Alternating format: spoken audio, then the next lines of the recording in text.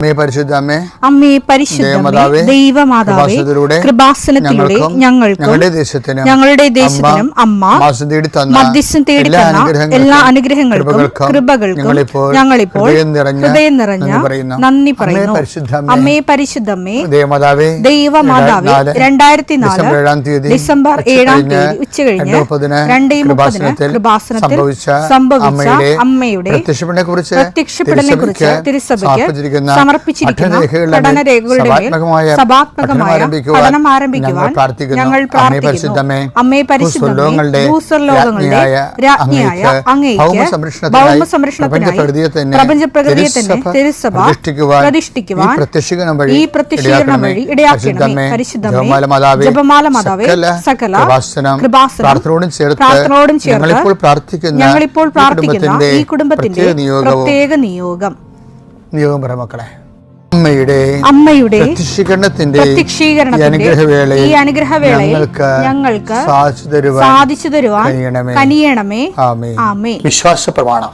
സർവശക്തനായ പിതാവും ആകാശത്തിന്റെയും ഭൂമിയുടെയും സൃഷ്ടാവുമായ ദൈവത്തിൽ ഞാൻ വിശ്വസിക്കുന്നു. അവിടുത്തെ ഏകപുത്രനും ഞങ്ങളുടെ കർത്താവുമായ ഈശോമിശിഹായിലും ഞാൻ വിശ്വസിക്കുന്നു. ഈ പുത്രൻ പരിശുദ്ധാത്മാവിനാൽ ഗർഭസ്ഥനായി കന്യകാമറിയത്തിൽ നിന്ന് പിറന്ന് പൊന്തിയോസ് പീലാത്തോസിന്റെ കാലത്ത് പീഡകൾ സഹിച്ച് കുരിശിൽ തറയ്ക്കപ്പെട്ട് മരിച്ച് അടക്കപ്പെട്ട് പാതാളങ്ങളിൽ ഇറങ്ങി മരിച്ചവരുടെ ഇടയിൽ നിന്ന് 3-ാം നാൾ ഉയർത്ത് സ്വർഗത്തിലേക്ക് എഴുന്നള്ളി സർവശക്തിയുള്ള പിതാവായ ദൈവത്തിന്റെ വലതുഭാഗത്തിരിക്കുന്നു. അവിടെ നിന്ന് ജീവിക്കുന്നവരെയും മരിച്ചവരെയും വിധിക്കുവാൻ വരുമെന്നും ഞാൻ വിശ്വസിക്കുന്നു. പരിശുദ്ധാത്മാവിലും ഞാൻ വിശ്വസിക്കുന്നു. വിശുദ്ധ കത്തോലിക്കാ സഭയിലും പുണ്യവാന്മാരുടെ ഐക്യത്തിലും പാപങ്ങളുടെ മോചനത്തിലും ശരീരത്തിന്റെ ഉയർപ്പിലും നിത്യമായ ജീവിതത്തിലും ഞാൻ വിശ്വസിക്കുന്നു. ആമേൻ. സുഖസ്ഥനായ ഞങ്ങളുടെ പിതാവേ, അങ്ങയുടെ നാമം പൂജിതമാകണമേ. അങ്ങയുടെ രാജ്യം വരണമേ. അങ്ങയുടെ തിരുമനസ് സ്വർഗത്തിലെ പോലെ ഭൂമിയിലും ആകണമേ. അന്നു വേണ്ടുന്ന ആഹാരം ഇന്ന് ഞങ്ങൾക്ക് തരണമേ. ഞങ്ങളോട് തെറ്റ് ചെയ്യുന്നവരോട് ഞങ്ങൾ ക്ഷമിക്കുന്നത് പോലെ ഞങ്ങളുടെ തെറ്റുകൾ ഞങ്ങളോടും ക്ഷമിക്കണമേ. ഞങ്ങളെ പ്രലോഭനത്തിൽ ഉൾപ്പെടുത്തരുതേ, തിന്മയിൽ ഞങ്ങൾ രക്ഷിക്കണമേ. ആമേൻ. നന്മ നിറഞ്ഞ മറിയമേ സ്വസ്തി, കർത്താവ് അങ്ങയുടെ കൂടെ സ്ത്രീകളിൽ അങ്ങ് അനുഗ്രഹിക്കപ്പെട്ടവളാകുന്നു. അങ്ങയുടെ ഉദരത്തിൻ ഫലമായി ഈശോ അനുഗ്രഹിക്കപ്പെട്ടവനാകുന്നു. പരിശുദ്ധ മറിയമേ തമ്പുരാന്റെ അമ്മേ, പാപികളായ ഞങ്ങൾക്ക് വേണ്ടി ഇപ്പോഴും ഞങ്ങളുടെ മരണസമയത്തും തമ്പുരാനോട് അപേക്ഷിക്കണമേ. ആമേൻ. കർത്താവേ നിന്റെ ഉന്നതമായ നാമത്തിന് സ്വസ്ഥം ചെയ്യുന്നു.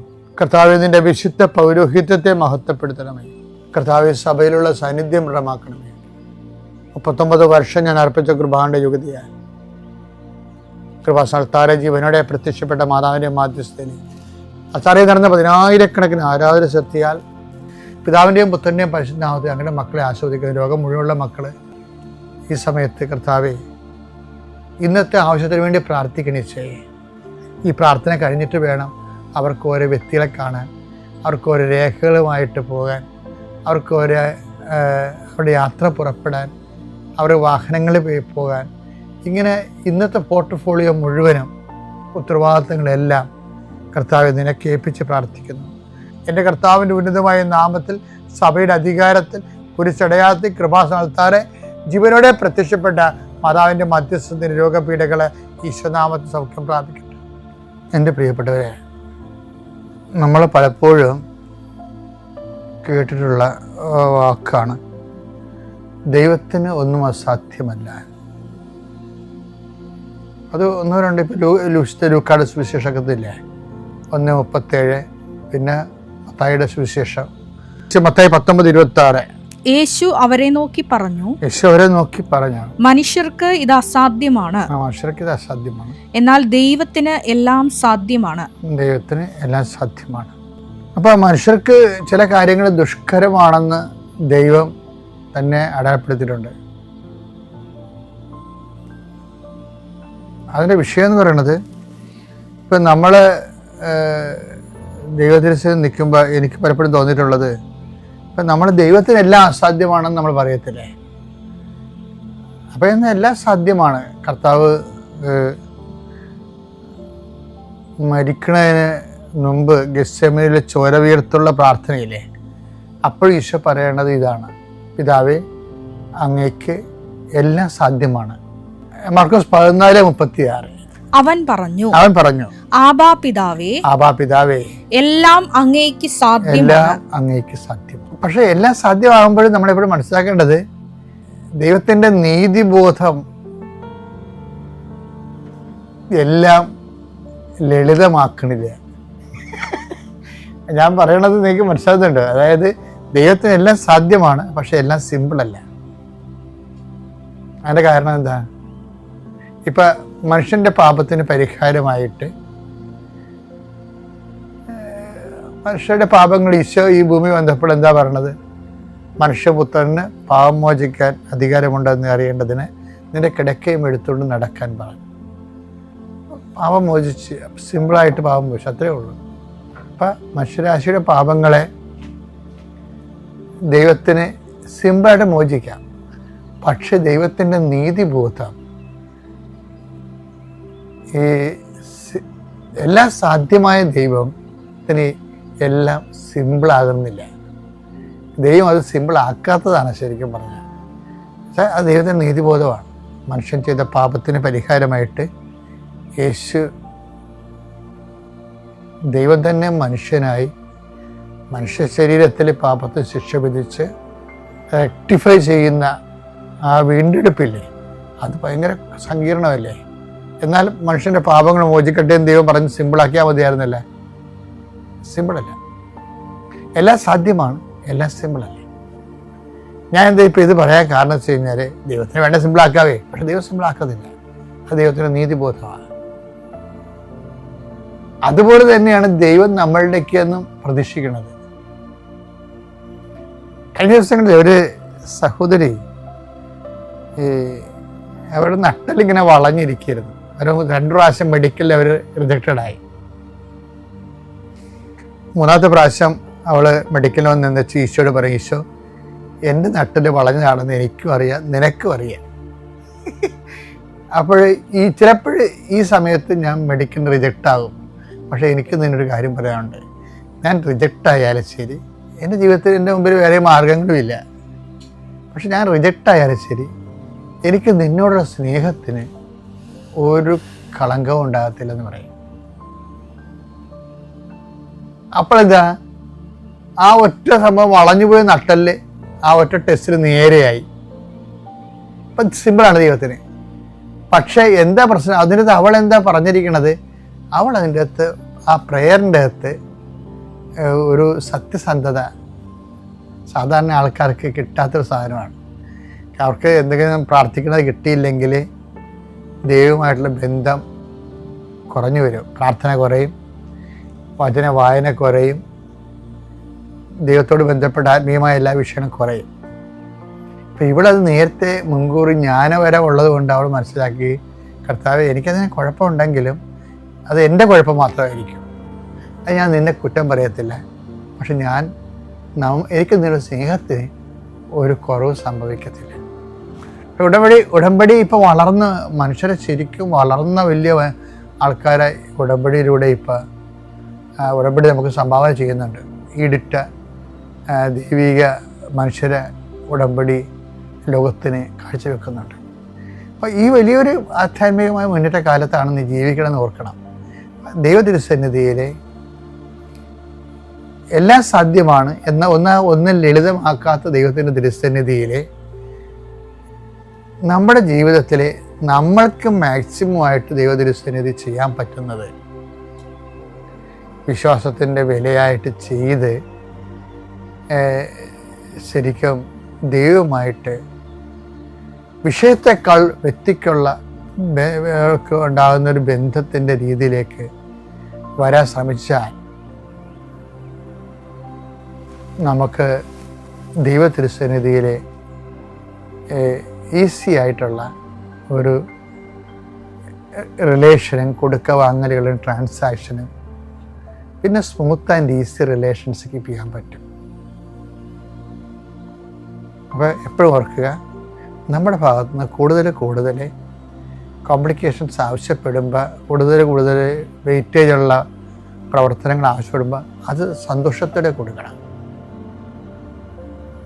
എന്നിട്ട് നമ്മൾ ദൈവത്തിന് ഒരു അസസ്മെൻ്റ് വരുന്ന സമയത്ത് നമ്മളെക്കുറിച്ച് നല്ലത് പറയാൻ കഴിയണം. എന്നാൽ പിന്നെ പ്രാർത്ഥനയ്ക്കൊന്നും ഒരു പ്രശ്നം ഉണ്ടാകത്തില്ല. പ്രാർത്ഥന ലളിതമായിരിക്കും. അതുപോലെ ആധ്യാത്മിക ജീവിതവും ലളിതമായിരിക്കും. എൻ്റെ പേര് സേതുകുമാർ എന്നാണ്. ഞാൻ ചേർത്തലയിൽ വെട്ടയ്ക്കൽ എന്ന് പറഞ്ഞ സ്ഥലത്ത് നിന്ന് വരുന്നു.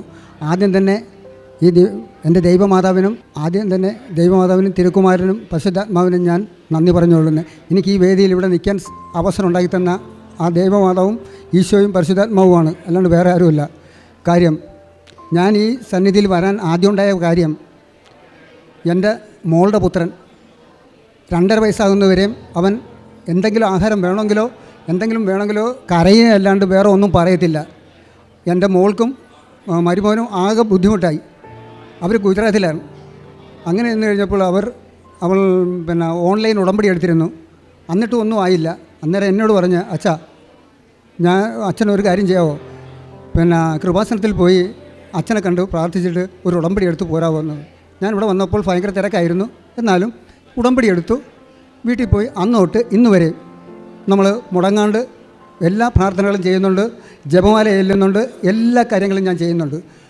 ഇങ്ങനെ ഇരുന്ന് ഒരു 2ാമത്തെ പുതുക്കലിന് ഞാനിവിടെ വന്നപ്പോഴാണ്, അന്ന് ഒരു ആഗസ്റ്റ് 14-ാം തീയതി ഞാനിവിടെ വന്നപ്പോൾ ഞാൻ മാതാവിനോട് ഇവിടെ നിന്ന് പറഞ്ഞു, മാതാവേ, ഇന്ന് വരെ എൻ്റെ പേരക്കുട്ടി ഒന്നും സംസാരിക്കുന്ന പോലും ഇല്ല. ഇത്രയും സങ്കടം വരാൻ വേണ്ടി ഞാൻ എന്താ പാവണം മാതാവേ ഞാൻ ചെയ്തതെന്ന് ചോദിച്ചു. അന്ന് ഞാൻ അവിടെ പോയിട്ട് വന്നു കഴിഞ്ഞ് മധ്യസ്ഥീകരണ പ്രാർത്ഥന ചൊല്ലി സായാഹ്ന പ്രാർത്ഥന ചൊല്ലി ഇരിക്കുമ്പോൾ എൻ്റെ മോളുടെ ഒരു ഫോൺ കോൾ, അച്ഛാ കൊച്ചുമോൻ സംസാരിച്ച്. ഞാൻ ചോദിച്ചു, എന്ത് സംസാരിച്ച്? ഇവിടെ പറഞ്ഞത്, അച്ഛാ എനിക്ക് വിശക്കണമെന്ന് അവൻ പറയുന്നില്ല. അപ്പോൾ ഇത് ഇങ്ങനെ നിന്ന് കഴിഞ്ഞപ്പോൾ നിനക്ക് എന്താ വേണ്ടതെന്ന് ചോദിച്ചു എൻ്റെ മോള്. അന്നേരം പറഞ്ഞ്, എനിക്ക് പാല് വേണം അമ്മയെന്ന് പറഞ്ഞു. ഓ എൻ്റെ ദൈവമേ, ഇത്രയും നിന്ന് സഹായിച്ച എൻ്റെ മാതാവിന് ഞാൻ ആദ്യം നന്ദി പറയുന്നു, ഈശോയ്ക്കും തിരുക്കുമാരനും നന്ദി പറയുന്നു. കാര്യം വിളിച്ച് ചൊല്ലിയാൽ എൻ്റെ മാതാവും ഈശോയും തിരുക്കുമാരനും എല്ലാവരും എൻ്റെ പറ്റുണ്ടെന്ന് എനിക്ക് മനസ്സിലായി.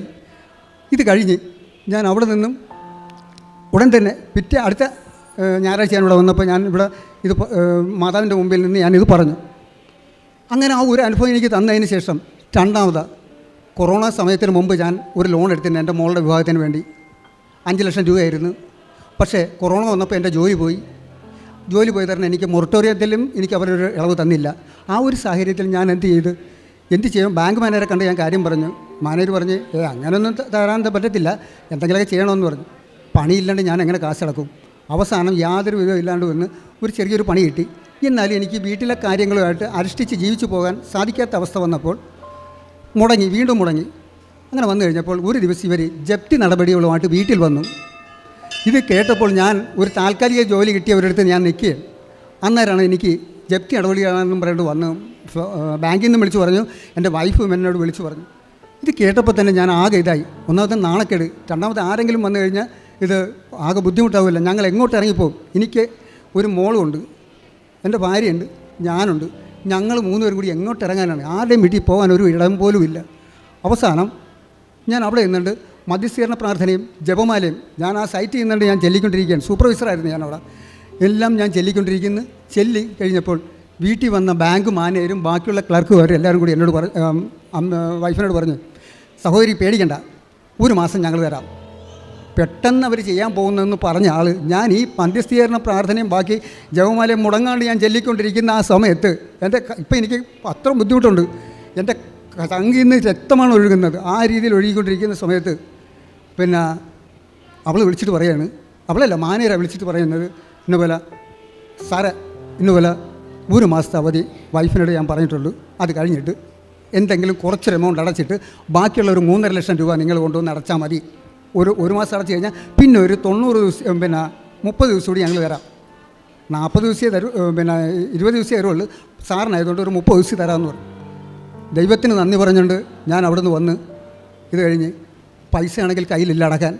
എന്താ ഒരു വഴിയെന്ന് ആലോചിച്ച് അങ്ങനെ ഇരിക്കുമ്പോഴാണ് ഒരു വ്യക്തിയോട് ഞാനിത് ചോദിച്ചപ്പോൾ വ്യക്തി പറഞ്ഞു, കാശൊന്നും ഇല്ല ചേട്ടാ, പിന്നെ ഇങ്ങനെയൊക്കെ എന്ന് പറയുക ലക്ഷക്കണക്കിന് രൂപയൊക്കെ ചോദിച്ചാൽ ഞാൻ എന്ത് ചെയ്യും?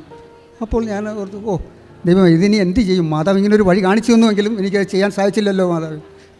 അങ്ങനെ ഇരിക്കുമ്പോഴാണ് ഒരു അയൽവാസിയായ ഒരു സ്ത്രീ വന്നിട്ട് പറയുന്നു, 2 ലക്ഷം രൂപ പലിശയ്ക്ക് തരാം, തുച്ഛമായ പലിശയ്ക്ക്, നിങ്ങളുടെ കാര്യം നടക്കട്ടെ എന്ന് പറഞ്ഞു. ദൈവമേ, മാതാവാണ് എനിക്ക് ഇത് കാണിച്ചു തന്നെന്ന് പറഞ്ഞു. അന്ന് വന്നിട്ട് പ്രത്യക്ഷീകരണ പ്രാർത്ഥന എല്ലിട്ട് ഞാൻ എൻ്റെ കണ്ണീരല്ല വന്ന് ചോരയാണ് വരുന്നത്. അത്ര ബുദ്ധിമുട്ടുണ്ട് എനിക്ക്. ഇത് കേട്ട് കഴിഞ്ഞ് എൻ്റെ വൈഫിനോട് പറഞ്ഞ് ഒരാഴ്ചക്കുള്ളിൽ തരാമെന്ന് പറഞ്ഞു. തന്ന് ആ പൈസ കൊണ്ട് അടച്ച് അവിടുന്ന് ബാങ്കിൽ നിന്ന് പ്രമാണം കിട്ടുന്നത് 1 മാസം കൂടി ഡിലേ ആയി കഴിഞ്ഞാൽ കിട്ടത്തുള്ളൂ. അതിൻ്റെ ഇത് വന്ന് 1 മാസം ഡിലേ കഴിഞ്ഞപ്പോൾ അവർ പ്രമാണം തിരിച്ച് തരികയും ചെയ്തു. അതിൽ നിന്ന് റിക്കവറി ആകുകയും ചെയ്തു. ഇതെല്ലാം കഴിഞ്ഞ് മൂന്നാമത് എൻ്റെ ഇളയ മോള് MCAക്ക് 4th സെമസ്റ്റർ പഠിച്ചുകൊണ്ടിരിക്കുകയാണ്. 27,000 രൂപ അടക്കണം. ഇത്രയും പൈസ അടച്ചു കഴിഞ്ഞിട്ട് എൻ്റെ കയ്യിലാണെങ്കിൽ 10 പൈസ പോലും എൻ്റെ കയ്യിലില്ല. ആ സാഹചര്യത്തിൽ ഞാൻ എന്ത് ചെയ്യും? സ്വന്തക്കാരുണ്ടെങ്കിലും ചോദിച്ചാൽ കിട്ടത്തില്ല. ഉള്ള കാര്യം തെളിച്ച് പറയാം, കിട്ടത്തില്ല. എല്ലാവരും സ്വന്തം കാര്യങ്ങൾ നോക്കുന്നവരാണ്. ആരെങ്കിലും തരുന്നെങ്കിൽ അന്യരും അതേപോലെ തന്നെ ദയാലുക്കളുമായിട്ടുള്ള ആരെങ്കിലും തന്നാൽ തന്നെയാണെങ്കിലും എത്രയും തരാനില്ല. മോള് പറഞ്ഞ് ഇനി അടുത്ത വർഷം എഴുതാം അച്ഛാന്നൊക്കെ പറഞ്ഞൊക്കെ ഇരിക്കുന്ന സമയത്താണ് ഞാൻ മധ്യസ്ഥീകരണ പ്രാർത്ഥന കുരിശ് വരച്ച് പ്രാർത്ഥന എല്ലിയിട്ട് ഞാൻ വന്നു കഴിഞ്ഞപ്പോൾ എൻ്റെ മനസ്സിൽ മാതാവ് കാണിച്ചെന്ന ഒരാളുടെ രൂപം ഒന്ന് ഫോണിലൊന്ന് കോൺടാക്റ്റ് ചെയ്യുന്നു. നല്ല മഴ. ഞാൻ വിളിച്ച്, മോനെ, എന്നെക്കാളും പ്രായങ്ങളുമാണ്, മോനെ കാശ് വല്ലതും ഇരിപ്പുണ്ട്, എനിക്ക് ഇച്ചിരി പൈസ വേണമായിരുന്നു. എത്ര രൂപയാണ് ചേട്ടന് വേണ്ടത്? ഉടനെ പറഞ്ഞു. ഞാൻ പറഞ്ഞു, എനിക്കൊരു 27,000 രൂപ വേണമായിരുന്നു, മോളുടെ സെമസ്റ്റർ ഫീ അടക്കാനാണ്. ഇല്ലെങ്കിൽ അടുത്ത ആഴ്ച എക്സാം കൂടിയാണ്, എക്സാം ഫീ അടച്ചായിരുന്നു നേരത്തെ, ഇതടക്കാൻ പറ്റിയിട്ടില്ല, അതുകൊണ്ടാണെന്ന് പറഞ്ഞു. ശരി, ഇപ്പം വേണം അതാ നാളെ രാവിലെ വേണം. എൻ്റെ ദൈവം, അതാവേ ഇതിന് ഞാൻ എന്താ പറയേണ്ടതെന്ന് എനിക്കറിയില്ല. ചെന്ന് അവൻ വീട്ടിൽ കൊണ്ടുവന്ന് എനിക്ക് 27,000 രൂപ എൻ്റെ കയ്യിൽ കൊണ്ടുവന്ന് തന്നിട്ട്, എൻ്റെ കയ്യിലല്ല, ഫോണിലേക്ക് ഫോൺ പേ ചെയ്ത് തന്നു കഴിഞ്ഞ് കൊച്ചു പിറ്റേ ദിവസം കോളേജിൽ പോയി ഇതടച്ച് മോൾക്ക് സന്തോഷമായി, പാസ്സായി. ഇത് കഴിഞ്ഞ് ഇതെല്ലാം കഴിഞ്ഞ് വീട്ടിൽ വന്നു കഴിഞ്ഞപ്പോൾ മോളുടെ 4th സെമ്മുമായി. 4th സെമ്മിൻ്റെ പൈസ നമ്മൾ മുൻകൂട്ടി ഇച്ചിരി കണ്ടുണ്ട്, ഒരു ചെറിയ ചിട്ടി ഉണ്ടായിരുന്നതിൽ നിന്ന് പിടിച്ച് അതൊക്കെ അടച്ച് ഒരു ഇതാക്കി എടുത്തു കഴിഞ്ഞ് അങ്ങനെ ഇരിക്കുമ്പോൾ പിന്നെ IT കമ്പനികളിലേക്ക് കുറേ ആപ്ലിക്കേഷൻ വിട്ടിട്ടും ഒന്നും കിട്ടിയില്ല. ഇന്നുവരെയും കിട്ടിയിട്ടില്ല. വിട്ടവർക്ക് ആർക്കും ഇന്നുവരെയും കിട്ടിയില്ല ഈ ഇതിൽ. അങ്ങനെ ഇരിക്കുന്ന സാഹചര്യത്തിലാണ് പിന്നെ ഒരു സ്റ്റുഡൻറ്റ് മോളുടെ കൂട്ടുകാരി എന്നെ പറഞ്ഞ്, എടോ ഇന്ന പോലെ ഒരു സ്കൂളിൽ ഒരു അധ്യാപികയുടെ ഒരു വേക്കൻ്റ് ഉണ്ട്, പ്രൈവറ്റ് സ്കൂളാണ്, ഗോകുലം ഗോപാലിൻ്റെ വളമംഗലത്തുള്ള ഒരു സ്കൂളാണ്, തുറവൂർ കിഴക്കുവശമുള്ള. അപ്പോൾ മോളൊന്ന് അതിന് ഇത് ഓൺലൈൻ ആപ്ലിക്കേഷൻ വിട്ടു. അന്ന് തന്നെ പ്രിൻസിപ്പൾ അത് ഓപ്പൺ ആക്കി.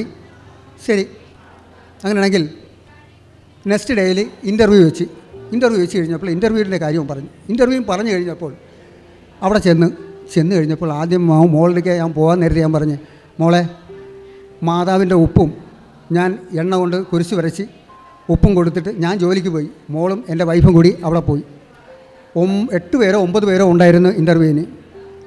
4ാമത്തെ ആളായിട്ട് മോളെ വിളിച്ചു, എല്ലാം ചോദിച്ച് പെർഫോമൻസും എല്ലാം കണ്ട് 1 മണിക്കൂർ 2 മണിക്കൂർ ക്ലാസ് എടുക്കണമെന്ന് പറഞ്ഞ് ക്ലാസ് എടുത്തു. അവർ പറയുന്ന വിഷയത്തിന് ക്ലാസ് എടുത്തു. 2.5 മണിക്കൂർ എടുക്കണമെന്ന് പറഞ്ഞെടുത്ത് 1.5 മണിക്കൂറായപ്പോൾ പ്രിൻസിപ്പൾ പറഞ്ഞു, പോവാം, ഓഫീസിലേക്ക് പോവാം. അപ്പോൾ ഓഫീസിലേക്ക് പോയി. അവിടെ ചെന്ന് കഴിഞ്ഞപ്പോൾ നാളെ ജോയിൻ ചെയ്യാൻ പറ്റുമോയെന്ന് ചോദിച്ചു. ഉടനെ ഞാൻ എൻ്റെ സൈറ്റിൽ ഇരുന്നുണ്ട്, മധ്യസ്ഥീകരണ പ്രാർത്ഥനയും ചെല്ലുന്നുണ്ട്, ജപമാലയും ചൊല്ലിക്കൊണ്ടിരിക്കുകയാണ് സൈറ്റിൽ. ഓരോ ആൾക്കാർ നോക്കുമ്പോൾ നമ്മൾ അങ്ങോട്ടും ഇങ്ങോട്ടും മാറി വേണമല്ലോ നിൽക്കാൻ. അവിടെ പോയിരുന്നിട്ട് ഞാനിത് ചൊല്ലിക്കൊണ്ടിരിക്കുകയാണ്. എന്ത് അതിശയമെന്നറിയില്ല. 3 മണിയപ്പോൾ ഞാൻ വൈഫിനെ വിളിച്ച്, എൻ്റെ വല്ല അറിയാമോ, ഓക്കെ ആണെന്ന് പറഞ്ഞു. അതും എൻ്റെ ഈ ദൈവമാതാവും തിരുക്കുമാരനും കൂടി എനിക്ക് ഒപ്പിച്ച് തന്നെ, എൻ്റെ മകൾക്ക് ഒപ്പിച്ച് തന്നതാണ്. ഇതിന് ശേഷം പിന്നെ എൻ്റെ മോള് ഡിഗ്രി ഫിസിക്സ് ആയിരുന്നു, BSc, മൂത്ത മോള് ഫിസിക്സ് പാസ്സായി. അന്നേരമാണ് മോളുടെ മാരേജ് കഴിഞ്ഞ് മോൻ ഗുജറാത്തിലേക്ക് കൊണ്ടുപോയി. അങ്ങനെ ഇരിക്കുന്ന സമയത്ത് അവൾക്ക് മെഡിക്കൽ കോഡിങ് പഠിക്കണമെന്നുള്ളൊരു ആഗ്രഹമായി. മെഡിക്കൽ കോഡിങ്, കേരള യൂണിവേഴ്സിറ്റിയുടെ മെഡിക്കൽ കോഡിങ് പഠിക്കാൻ വേണ്ടി അവൾ ഓൺലൈനായിട്ട് ഗുജറാത്തിലിരുന്ന് പഠിച്ചതിന് ശേഷം അവിടെ നിന്ന് പിന്നെ ഇതിൻ്റെ എക്സാം എഴുതിയിട്ട് യാതൊരുവിധ ഇതും കിട്ടുന്നില്ല. അവസാനം ഞാൻ ഇവിടെ ഈ സന്നിധിയിൽ വന്ന് എന്ന് വെച്ച് ഞാൻ പറഞ്ഞ്, മാതാവേ, ഇവിടെ നിന്നിട്ടാണ് ഞാൻ പ്രാർത്ഥിക്കുന്നത്, മാതാവേ, എൻ്റെ മോള് പരീക്ഷ എഴുതിയിരിക്കുകയാണ്, അവളെ പാസ്സാക്കി തന്നെ ദൈവമാതെന്ന്. ജസ്റ്റ് ഞാനിപ്പോൾ അച്ഛനോടുകൂടി പറയാത്തൊരു കാര്യമാണ് ഇപ്പോൾ പറയാൻ. പെട്ടെന്ന് ഇവിടുത്തെ ലൈറ്റെല്ലാം മിന്നുകയും പെട്ടെന്ന് തെളിയുകയും ചെയ്തു. അത് ഞാൻ വിശ്വസിച്ചു. ഞാനിവിടെ വെച്ച് മാതാവിനോട് പറഞ്ഞു, മാതാവ് ഇത് സമ്മതിച്ചു എന്ന് ഉദ്ദേശിച്ച് ഞാൻ ഇവിടുന്ന് ഇറങ്ങിയാണ് മാതാവെന്ന് പറഞ്ഞു. അപ്പോൾ ഞാനൊരു 11-ാം തീയതിയാണ് ഞാനിവിടെ വന്നത്.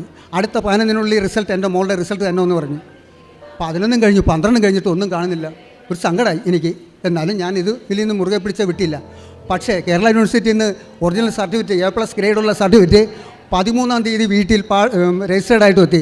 അതുമേലെ ഡെലിവറി ഡേറ്റ് നോക്കിയപ്പോഴാണ് ഞാൻ കാണുന്നത് 3-ാം തീയതി മാതാവ് അവിടുന്ന് വിട്ടതാ. ഞാൻ 11-ാം തീയതി പറഞ്ഞു, മാതാവ് 3-ാം തീയതി അത് വിട്ട് ഇവിടെ പോസ്റ്റലിൻ്റെ ഇതൊക്കെ കൊണ്ട് 13-ാം തീയതിയാണ് ഇവിടെ വന്നത്. ഞാൻ 11-ാം തീയതി മാതാവിനോട് പറഞ്ഞിട്ട്, പക്ഷേ അതും ഈ മാതാവ് ഈശോയും എനിക്ക് തന്ന ഒരു ഇതാണ്. അത് എൻ്റെ കുടുംബത്തിനും എനിക്ക് വേണ്ടി തന്നു. അതേപോലെ തന്നെ പിന്നെ എനിക്ക് ഒരു ജോലി ഉണ്ടായിരുന്നു, ആ ജോലി നഷ്ടപ്പെട്ടായിരുന്നു. ഒരു സൂപ്പർവൈസറായിട്ടായിരുന്നു. അങ്ങനെ ഇരിക്കുന്ന സമയത്ത് അവിടെ ഒരു റെസ്റ്റോറൻറ്റ് കൂടി ഉണ്ടായിരുന്നു. അവിടുത്തെ വരവ് കുറവാണെന്നും പറയാണ്ട് മാനേജ്മെൻറ്റ് അത് നിർത്തി. ഒരു രാത്രി ഞാൻ ഡ്യൂട്ടിയും കഴിഞ്ഞ് പോരുമ്പോൾ പറയും, നാളെ ലീവ്, ഇനി ഞങ്ങൾ അറിയിച്ചിട്ട് വന്നാൽ മതി എന്ന് ഞാൻ ഉൾപ്പെടെ 5 പേരെ പറഞ്ഞു വിട്ടു. ഒരു വീട്ടിലെ തുണയെന്ന് പറഞ്ഞു കഴിഞ്ഞാൽ ഗ്രഹനാഥന് ജോലി ഇല്ലെങ്കിലുള്ള അവസ്ഥ എന്താണ്? വീട്ടിൽ വന്ന് ഞാനൊന്നും മിണ്ടിയില്ല. അപ്പോൾ എന്താണ് ഷീന മുഖമൊക്കെ ഇതായിട്ടിരിക്കും. ഞാൻ പറയും ഇന്ന പോലെയാണ് കാരണം, അത് കാരണം ഞാനൊന്നും പറയുന്നില്ല എന്ന് പറഞ്ഞു. വീട്ടിൽ ഇരുന്നുണ്ട് മധ്യസ്ഥീകരണ പ്രാർത്ഥനയും ജവമാലയും ചൊല്ലിക്കൊണ്ടിരുന്ന് ആരോടും ഞാൻ പറഞ്ഞില്ല. വേറൊരുത്തൻ എൻ്റെ വർക്ക് കണ്ടിരുന്ന ഒരുത്തൻ അവൻ എന്നെ വിളിച്ചിട്ട് പറഞ്ഞ്, ചേട്ടൻ രാവിലെ എൻ്റെ സൈറ്റിലേക്ക് വന്നേരി, എൻ്റെ മില്ലിലേക്ക് വന്നേരി, ഞാൻ അവിടെ വന്നു കഴിഞ്ഞാൽ നമുക്ക് ഒരിടത്ത് പോകാനുണ്ടെന്ന്. ഞാൻ അവിടെ ചെന്ന് കഴിഞ്ഞപ്പോൾ അവന് 5-6 സൈറ്റുണ്ട്. ലൈഫിൻ്റെ 2-3 സൈറ്റുണ്ട്, വേറെ 2-3 സൈറ്റുണ്ട്. ചേട്ടൻ സൂപ്പർവൈസറായിട്ട് നിന്നോ എന്ന് പറഞ്ഞു. അവിടെ കിട്ടിയിരുന്ന ശമ്പളത്തേക്കാളും കൂടുതൽ ശമ്പളത്തിൽ എനിക്ക് അവിടെ ജോലി കിട്ടി. അതും എൻ്റെ ദൈവമാതാവും തിരുക്കുമാരൻ്റെ ഒരേ ഒരു കഴിവാണ്. എൻ്റെ ഒരു മഹിമയല്ല, അത് മാതാവും കുമാരനും തന്നതാണ്. പിന്നെ ഇതിനിടയ്ക്ക് ഇത് കഴിഞ്ഞിട്ട് ഞാൻ ഗുജറാത്തിലുള്ള എൻ്റെ മോള്, ഈ മോൻ ഇത് സംസാരിച്ച് കഴിഞ്ഞതിന് ശേഷം 1 മാസമായിട്ടുണ്ട്. അന്നേരമാണ് എൻ്റെ മോള് രാത്രി, മോന് നൈറ്റ് ഡ്യൂട്ടി ഉണ്ടാവും, പോകുന്നതുകൊണ്ട് മോളും മോനും കൂടി മാത്രമേ അവിടെ ഉള്ളൂ, ആ വീട്ടിലുള്ളൂ. അങ്ങനെ ഇരിക്കുന്ന സമയത്ത് 10-11 മണി വരെ ഞങ്ങൾ വിളിച്ച് സംസാരിച്ചുകൊണ്ടിരിക്കും. അത് കഴിയുമ്പോൾ മോൾ കിടക്കും. അന്നേരം എന്നെ വിളിച്ച് കിടന്ന് ഒരു 12 മണിയപ്പോൾ എന്നെ വിളിച്ചിട്ട്, അച്ഛാ എനിക്ക് പേടി പോലെ തോന്നിയെങ്കിലും മാറിയത് പേടി. ഞാൻ എന്താ മോനെ എന്ന് ചോദിച്ചപ്പോഴാണ് പറഞ്ഞത്, അച്ഛൻ ഇവിടെ മുറി നിറച്ച് മുല്ലപ്പൂവിൻ്റെ മണം എന്ന് പറഞ്ഞു. അപ്പോൾ എൻ്റെ മോളും ഓൺലൈൻ ഉടമ്പടി എടുത്തിട്ട് പിന്നെ ഇവിടെ വന്ന് ഇപ്പോൾ പുതുക്കി മുല്ലപ്പൂവിൻ്റെ സുഗന്ധമുണ്ട്. അത് കാരണം ഞാൻ പറയും, മാതാവല്ലേ അടുത്ത് വന്നിരിക്കണത്, എൻ്റെ ദൈവമേ, ഞാൻ കുഞ്ഞിനെ ഞാൻ പറഞ്ഞ്, മാതാവ് നിന്നെയും കൊച്ചിനെയും അവനെയും കാണാൻ വേണ്ടി വന്നതാണ്, നിങ്ങൾക്ക് അനുഗ്രഹം ഉണ്ടാവും. ഇന്നല്ലെങ്കിൽ നാളെ മാതാവ് വന്നെന്ന് പറഞ്ഞ് ഇതേപോലൊരു സുഗന്ധം കിട്ടാൻ വേണ്ടി ഞാൻ ആഗ്രഹിക്കുന്നു. എനിക്ക് ഇന്ന് വരെ ഒരു സുഗന്ധം കിട്ടിയിട്ടില്ല. ഞാൻ ഇത്രയും ചെയ്തിട്ടെങ്കിൽ എനിക്കൊരു സുഗന്ധം കിട്ടിയില്ല. എൻ്റെ മോക്കും കൊച്ചിനും കിട്ടിയല്ല, അത് തന്നെ ധാരാളം എന്ന് പറഞ്ഞു. പിന്നെ അത് കഴിഞ്ഞ് പിന്നെ ഞാൻ പത്രം വാങ്ങിച്ച്, ഞാൻ ഇവിടുന്ന് കൃപാസനം പത്രം ഞാൻ വാങ്ങിച്ചിട്ട് ആശുപത്രികളിൽ മാതാവിൻ്റെ പരിശുദ്ധാത്മാവിനെയും തിരുക്കുമാരനെയും ധ്യാനിച്ചുകൊണ്ട് ഞാനത് പത്രം രോഗികൾക്ക് വിശേഷം തിരക്കി ഞാൻ കൊടുക്കുക പതിവാണ്. ഈ കഴിഞ്ഞ ഇടയ്ക്ക് ഞാനൊന്ന് ചേർത്തല ഹോസ്പിറ്റലിൽ ചെന്ന് കഴിഞ്ഞപ്പോൾ ഒരു മധ്യവയസ്കനായ ഒരു ചേട്ടൻ എന്നോട് പറഞ്ഞ്, ഇതൊന്നും ഞങ്ങൾക്ക് ഇഷ്ടമല്ല, വേണ്ട, ഞങ്ങൾക്ക് വേണ്ട. ഞാൻ പറഞ്ഞു, ചേട്ടാ അങ്ങനെ പറയരുത്, എൻ്റെ അനുഭവം കൊണ്ട്. എന്താ നിങ്ങളുടെ അനുഭവം എന്താണ്?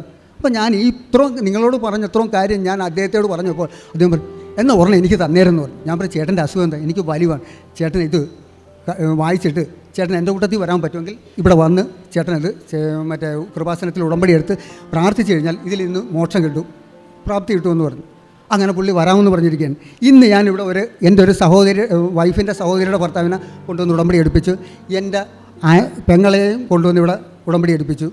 പെങ്ങളുടെ മകന് വിവാഹം നടക്കാതിരുന്നതായിരുന്നു. 34 വയസ്സുണ്ട്, ആളിന് ജോലിയൊക്കെ ഉണ്ട്, കാണാനൊക്കെ കൊള്ളാം, ഇതുവരെ നടക്കാതിരുന്നതാണ്. ഇത് കഴിഞ്ഞ ആഴ്ച കല്യാണവും നടന്നു. അപ്പോൾ ഇത്രയും തന്ന് സഹായിച്ച എൻ്റെ ഇതിനിടയ്ക്ക് ഞാൻ എൻ്റെ കാരുണ്യ പ്രവർത്തനമായിട്ട് ഞാൻ ചെയ്തുകൊണ്ടിരിക്കുന്നത്, എന്നെക്കൊണ്ട് കഴിയാവുന്നതുപോലെ ആശുപത്രിയിൽ ഇരിക്കുന്നവർക്ക് ഞാൻ ഭക്ഷണം കൊടുക്കുകയും എന്ന് പറഞ്ഞാൽ നമ്മളെക്കൊണ്ട് കഴിയാവുന്ന രീതിയിൽ ഭക്ഷണം കൊടുക്കും. അവർ പറയും, ചേട്ടാ ചായ കുടിക്കാൻ കാശില്ല, അല്ലെങ്കിൽ മരുന്ന് മേടിക്കാൻ കാശില്ലെന്ന് പറഞ്ഞു കഴിഞ്ഞാൽ എൻ്റെ പോക്കറ്റിലുള്ളത്, നമ്മൾ വാരിച്ചല്ല കൊടുക്കണം, പോക്കറ്റിലുള്ളത്, ചേട്ടാ ഇതേ ഉള്ളൂ, ചേട്ടൻ ഇതെങ്കിലും ഇത് എൻ്റെ സന്തോഷത്തിൽ വാങ്ങിക്കുക. ഇന്ന് ഞാൻ ഇങ്ങോട്ട് പോകുന്നപ്പോൾ തങ്കി ജംഗ്ഷനിൽ നിൽക്കുമ്പോൾ ഒരു അമ്മച്ചി വയറ്റിലേന്ന് വരുന്നതാണ്, ജോലിക്ക് വരുന്നതാണ്, ഇവിടെ ഒരു സ്കൂളിൽ വന്ന ഡെയിലി 100 രൂപ കിട്ടുള്ളൂ ആ ചേച്ചിക്ക്, വയറ്റിലേന്ന് വന്നതാണ്. ആ ചേച്ചി എന്നോട് കരഞ്ഞു പറഞ്ഞ്, എൻ്റെ അടുക്ക് അന്നേരം ഉണ്ടായിരുന്ന പൈസ ഒരു 50 രൂപയാണ് ഞാൻ കൊടുത്തത്. ഇപ്പോൾ നാണമില്ല. അപ്പോൾ ഞാൻ ഇവിടുത്തെ കുറച്ച് കാര്യങ്ങളുണ്ടെല്ലാം ഉദ്ദേശിച്ച് എൻ്റെ അടുക്ക് കാശ് കുറച്ചായിരുന്നു. അത് കാരണം ഞാൻ 50 രൂപ ഉണ്ടായിരുന്നുള്ളൂ, ഞാൻ അതങ്ങോട്ട് എടുത്തു കൊടുത്തു. ഞാൻ ഒരു 2 മാസമായിട്ട് ജോലിക്ക് പോയിരിക്കുകയായിരുന്നു, കാലിനൊരു ഒടിവ് സംഭവിച്ചായിരുന്നു. അങ്ങനെ ഇതും പറഞ്ഞിട്ട് എനിക്ക് മാതാവിൻ്റെ മുന്നിലും തിരുക്കുമാരൻ്റെ മുന്നിലും ഇത് പറഞ്ഞതിന് ശേഷം എനിക്ക് മുന്നോട്ട് പോകാമെന്നുള്ള ഒരൊറ്റ ഇതിൽ മാതാവിന് സ്തുതി, ഈശോയ്ക്ക് സ്തുതി, പരിശുദ്ധാത്മാവിന് സ്തുതി.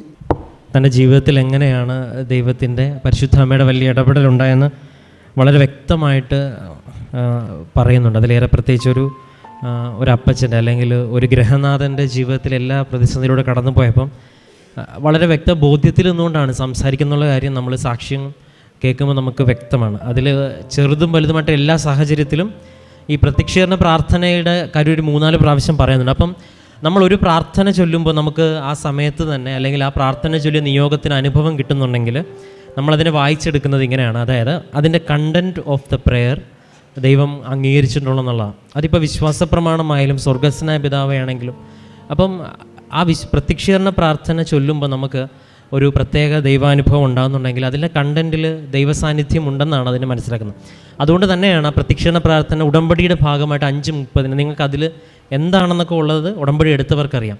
അപ്പോൾ അത് പ്രാർത്ഥിക്കുമ്പോൾ നമ്മൾ ശക്തിപ്പെടുന്ന അല്ലെങ്കിൽ മാതാവിൻ്റെ ഒരു സാമീപ്യമൊക്കെ ജീവിതത്തിൽ അനുഭവിക്കാൻ സാധിക്കുന്നുണ്ടെങ്കിൽ അതിൽ പറഞ്ഞിരിക്കുന്ന സത്യത്തെയാണ് ദൈവം അംഗീകരിക്കുന്നത്. അതുകൊണ്ട് തന്നെയാണ് നിങ്ങൾ എഴുതിത്തരുന്ന സാക്ഷ്യമെല്ലാം നമ്മളോട് ഫയൽ ചെയ്തും റെക്കോർഡ് ചെയ്തതിൽ ചിലതൊക്കെ നമ്മൾ യൂട്യൂബിൽ അപ്ലോഡ് ചെയ്തുമൊക്കെ ചെയ്യണത്. കാരണം ഇവിടെ നടന്ന അമ്മയുടെ പ്രത്യക്ഷീകരണം സ്ഥിരീകരിക്കുവാനാണ് ഈ സാക്ഷ്യങ്ങളെല്ലാം നമ്മൾ തെളിവുകളായിട്ട്. കാരണം നിങ്ങൾക്കറിയാം, ഒരു കാര്യം സഭ അംഗീകരിക്കണമെങ്കിൽ വാമൊഴി മാത്രം പോരാ, ശാസ്ത്രത്തെ വെല്ലുന്ന യുക്തിയെ വെല്ലുന്ന തെളിവുകൾ വ്യക്തമായിട്ട് അവതരിപ്പിക്കണം. അപ്പോൾ അതിൻ്റെ ഭാഗമായിട്ടാണ് ഇതെല്ലാം ശേഖരിക്കുന്നതും റെക്കോർഡ് ചെയ്ത് വെക്കുന്നതും. ഒപ്പം തന്നെ മകൾക്ക് വേണ്ടിയുള്ളതും 2 മക്കൾക്ക് വേണ്ടിയുള്ള പ്രാർത്ഥനയിലൊക്കെ ദൈവം നമ്മൾ വിശ്വസിക്കുക എന്നുള്ളത് രണ്ടാമത്തെ കാര്യമാണ്. ഈ അപ്പച്ചനെ അല്ലെങ്കിൽ ഇദ്ദേഹത്തിനെ സംബന്ധിച്ചിടത്തോളം തൻ്റെ ജീവിതത്തിൽ എപ്പോഴൊക്കെ ഇപ്പം ഇദ്ദേഹത്തിൻ്റെ ഭാഷയിൽ തന്നെ പറയുകയാണെങ്കിൽ കണ്ണുനീരൊഴുക്കി രക്തമൊഴുക്കി പ്രാർത്ഥിച്ചപ്പോഴൊക്കെ അല്ലെങ്കിൽ ഉള്ളിൽ ഇത്രയും നൊമ്പരപ്പെട്ടപ്പോഴൊക്കെ ദൈവം കൂടെ വന്നിട്ടുണ്ടെന്ന് തന്നെ ഒരു അനുഭവമല്ല, പല അനുഭവങ്ങളും വ്യക്തമാണ്. അപ്പം ജീവിതത്തിൽ ഇങ്ങനൊരു അനുഭവത്തിൻ്റെ ബോധ്യം തന്നെയാണ് ഇപ്പോൾ ഇവിടെ വന്ന് സാക്ഷ്യം പറയാനായിട്ട്. അപ്പം നിങ്ങൾ പ്രത്യക്ഷീകരണ പ്രാർത്ഥന മാത്രം ചൊല്ലിക്കൊണ്ടും ഇതൊന്നും നടക്കത്തില്ല എന്നുള്ള കാര്യവും ഉടമ്പടി എടുക്കുന്നവർക്ക് വ്യക്തമാണ്. അതിൻ്റെ പിന്നിൽ ഇദ്ദേഹം പറഞ്ഞിട്ടുണ്ട്, വ്യക്തമായിട്ട് ഇതിൻ്റെ പിന്നിൽ ഇറങ്ങി തിരിച്ചിട്ടുണ്ട്. അതിപ്പം പത്രം കൊടുക്കുന്ന കാര്യത്തിലാണെങ്കിലും, സെക്കൻഡ്ലി തൻ്റെ ജീവിതത്തിൽ പറ്റുന്ന രീതിയിലെല്ലാം ക്രമീകരിക്കുന്ന കാര്യത്തിലാണെങ്കിലും സമയം കണ്ടെത്തി ഇറങ്ങി തിരിച്ചപ്പോൾ ദൈവവും അതുപോലെ തന്നെ ആവശ്യ സമയത്ത്, തക്ക സമയത്ത്, കൃത്യസമയത്ത് അമ്മ ഇടപെട്ടതുപോലെ ജീവിതത്തിൻ്റെ ചെറുതും വലുതുമായ എല്ലാ കാര്യത്തിലും ഇടപെട്ടു എന്നുള്ളതാണ് വ്യക്തമാക്കി മനസ്സിലാണത്. അപ്പോൾ അമ്മ കൂടെ ഉണ്ടെന്നുള്ള ചോദ്യത്തിന് ഉത്തരം അത് മകളുടെ അനുഭവത്തിലാണ് ഒരു സുഗന്ധം ലഭിക്കേണ്ടത്. അതിപ്പം ഒരുപാട് പേര് സാക്ഷ്യപ്പെടുത്തുന്ന ഒരു വലിയൊരു സത്യവും കൂടിയാണ്. അപ്പോൾ ജീവിതത്തിൽ ഇത്രയും ബോധ്യത്തോടു കൂടി ഈ അൾത്താരയിൽ കയറി ദൈവത്തിന് വേണ്ടി സാക്ഷ്യം വഹിക്കുവാനായിട്ട് ദൈവം ഈ മകനെ പ്രത്യേകം തിരഞ്ഞെടുത്തു. ഇനിയും മുൻപോട്ട് ഒരുപാട് പേരുടെ വിശ്വാസ ജീവിതത്തെ പരിശുദ്ധ അമ്മ വഴി സ്വാധീനിക്കുവാനായിട്ട് മകനെ സാധിക്കട്ടെ എന്ന് പ്രാർത്ഥിക്കുന്നു. അപ്പം നമുക്ക് കരങ്ങളടിച്ച് ദൈവത്തിൻ്റെ നാമം മഹത്വപ്പെടുത്താം.